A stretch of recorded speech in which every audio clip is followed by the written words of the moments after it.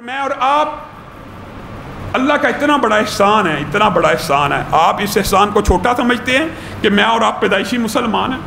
اللہ تعالیٰ نے ہمیں ماں کی گود میں ہی اسلام کی توفیق دی، اللہ کی قسم یہ بے پناہ اللہ کا احسان ہے، اس لیے ہم اس احسان اور نعمت کی قدر نہیں کرتے۔ ساری زندگی بھی گزر جائے، نہ اسلام اور دین کے لیے مال دینے کی باری آئے گی، نہ اسلام اور دین دینے کے لیے جان کی باری آئے گی۔ جان تو بڑی دور کی بات ہے، مال تو بڑی دور کی بات ہے۔ احتجاج کے لیے، اقامت دین کے لیے بھی کوئی کال دے دے گا، او جی میرا کاروبار ہے، میں مصروف ہوں، احتجاج کے لیے بھی نہیں نکلتے۔ آج مسلمانوں کی حالت یہ ہے، حقوق اس طرح ملتے ہیں۔ آج تو دنیا کے اندر جو نظام ہے، اگر آپ صحیح معنوں میں احتجاج اور اپنے حقوق لینا چاہتے ہیں تو آپ کو نکلنا پڑتا ہے، آپ کو منوانا پڑتا ہے۔ حقوق مانگنے سے نہیں، چھیننے سے حاصل ہوتے ہیں۔ خیر، حضرت عثمان بن مظعون خانہ کعبہ کے اندر کھڑے ہیں، پناہ واپس ہو گئی ہے۔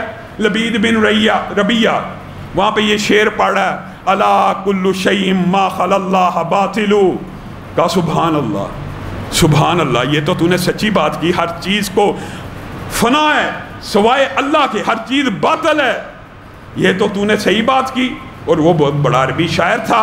اور اگلا جملہ جب کہا نا وَكُلُّ نَعِيمٍ لَا مَحَالَةَ زَائِلُ، یعنی پہلا جملہ یہ تھا اَلَا كُلُّ شَيْءٍ مَا خَلَا اللَّهَ بَاطِلُ، اللہ کے علاوہ جتنی اشیاء ہیں، جتنی چیزیں ہیں، سب باطل ہیں، سب نے مٹ جانا ہے، سب کو، کسی کو بقا نہیں ہے، کہا سبحان اللہ۔ اور جب دوسرا شعر کہا نا وَكُلُّ نَعِيمٍ لَا مَحَالَةَ زَائِلُ، اور ہر نعمت ختم ہو جانے والی ہیں، عثمان بن مظعون کہنے لگے تو جھوٹ بولتا ہے، ہمارے نبی نے ہمیں بتایا ہے جنت کی نعمتیں باقی رہنے والی ہیں، وہ کبھی ختم نہیں ہوں گی، وہ کبھی زائل نہیں ہوں گی، اب تو آباد گزر جائیں گے، خرب ہا خرب سال بیت جائیں گے، نعمت میں رتی برابر کمی نہیں ہوگی۔ لبید بن ربیہ کے ماتھے پہ شکنیں پڑی، کہا قریشیو کیا ہو گیا؟ تم تو بڑے اچھے سامنے تھے، تم تو اپنے مہمانوں کا بڑا خیال رکھنے والے تھے، تم میں کون لوگ پیدا ہو گئے جو مہمانوں کو ذلیل کرنے والے ہیں؟ تعصب کا جملہ، تعصب کا جملہ، ہدایت نہیں پکڑی، تعصب کا جملہ انگیخت کیا۔ قریشیو تمہیں کیا ہو گیا؟ تم مہمانوں کو ذلیل کرتے ہو؟ میں شاعری کر رہا ہوں داد تحسین پانے کے لیے، پیسہ کمانے کے لیے، اور یہ مجھے کہتا تو جھوٹ بول رہا ہے۔ ادھر ہی قریشی اٹھے، عثمان بن مظعون کے چہرے کو مارنا شروع کیا، اتنا مارا ایک آنکھ سے نظر آنا بند ہو گیا۔ ولید بن مغیرہ کھڑے ہو گئے، کہا بھتیجے میری پناہ میں آ جا، کہا میں اللہ کی پناہ میں آتا ہوں، دوسری آنکھ سے بھی نظر آنا بند ہو جائے گا، میں کبھی دوبارہ تیری پناہ میں نہیں آؤں گا۔ یہ صحابہ ہیں، اللہ کی قسم اتنی مار پڑی چہرے پہ، یہی وجہ ہے۔ محدثین اور مفسرین نے لکھا جب ان کا جنازہ رسول اللہ نے اٹھایا، ان کے چہرے کو دیکھ کے رسول اللہ ایسا روئے کہ رسول اللہ کے آنسوؤں سے عثمان بن مظعون کا چہرہ تر ہو گیا۔ سارے کے سارے چہرے پہ رسول اللہ کے آنسو ہیں۔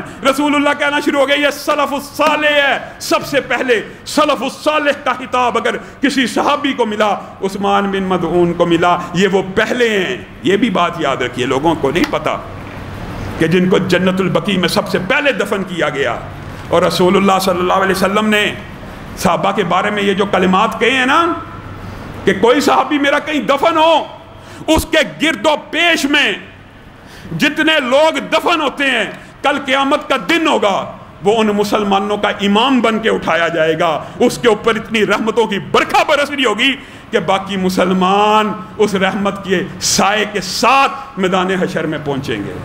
بتائیے وہ لوگ کتنے عظیم ہیں جو رسول اللہ کے ساتھ سوئے ہوئے ہیں، جو ایک قبر کے ساتھی ہیں، آپ ان کے بارے میں بکواس کرتے ہو۔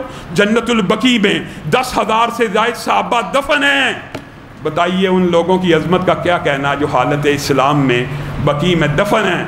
شیخ آدمی صاحب یاد آگے، گزشتہ ہفتے میں ان کا انتقال ہوا، بانک رام نام، پیدا ہوئے ہندو تھے، فوت ہوئے دنیا کے سب سے بڑے محدث بن کے فوت ہوئے، ایسی حدیث کی کتاب لکھ دی کہ ساری رسول اللہ کی صحیح حدیث ایک کتاب الجامع الکامل میں جمع کر دی، ساری حدیثیں۔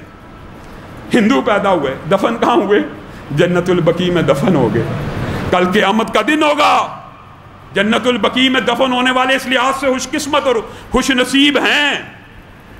اگر صحابی کے ساتھ دفن ہونے والے صحابی کے اوپر برسنے والی رحمت کے سائے میں چل رہے ہوں گے تو یہ جو نبی کے ارد گرد دفن ہیں اور رسول اللہ کے ساتھ کیسی رحمتیں حشر کے دن چل رہی ہوں گی. یہ سارے صحابہ، یہ بانک رام، یہ علامہ شہید، یہ سارے کے سارے اللہ کے ولی ان صحابہ کے جلوں میں کل قیامت کے دن اٹھیں گے.